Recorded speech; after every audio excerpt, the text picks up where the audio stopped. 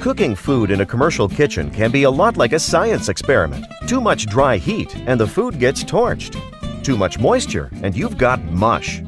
That's why at Winston Foodservice, we developed CVap technology. C-Vap, which stands for Controlled Vapor, makes it possible to easily produce food at the perfect temperature and texture. What's the secret sauce for this precision? Science. Let's start with the basics. Food is mostly water, yet no other cooking or holding technology controls water content the way C-Vap does. How does it work? Simple. C-Vap creates a vapor cloud that has a very precise temperature. The food, which is again mostly water, reaches the same temperature as the vapor cloud and never overcooks. Think sous vide. What about texture? Instead of preventing evaporation, C-Vap's convected heat controls it. It keeps moist foods moist or crisp foods crisp. To learn more about the precision of C-Vap technology and how it vaporizes the competition, request a demo.